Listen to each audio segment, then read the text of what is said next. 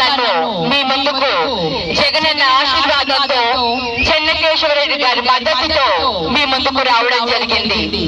మరి ఈ రోజు ఏదైతే మీరందరూ అవకాశం ఇస్తే ఎమ్మెల్యేగా నన్ను ఆశీర్వదిస్తే మరి మన ఎమ్మిగనూరు పట్టణాన్ని ఒక ఆదర్శ పట్టణంగా తీర్చిదిద్దుకుందామని మీ అందరికీ కూడా తెలియజేస్తున్నాను.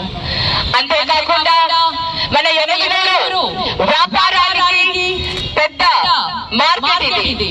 ఈ మార్కెట్ ని ఇంకా డెవలప్ చేసుకొని మరి రైతులకు కానివ్వండి, సంతకొచ్చే కూరగాయల మార్కెట్లు కానివ్వండి, రైతులకు మార్కెట్లు కానివ్వండి, ఇవన్నీ కూడా ఆధునీకరణ చేసుకునే విధంగా ఇంకా మార్కెట్ ని డెవలప్ చేసుకునే అవసరం మనకు చాలా ఉంది.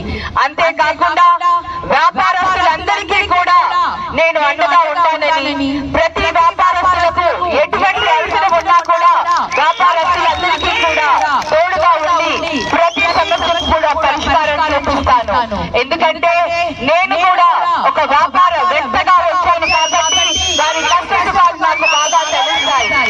ఇవన్నీ కూడా మన ఎమ్మిగనూరు పట్టణాన్ని, మన ముందరే ఉన్న మాసాని సోమప్ప తాతగారు ఏ విధంగా అభివృద్ధి చేశారో అదే విధంగా మన పట్టణాన్ని అభివృద్ధి చేసుకుందాం.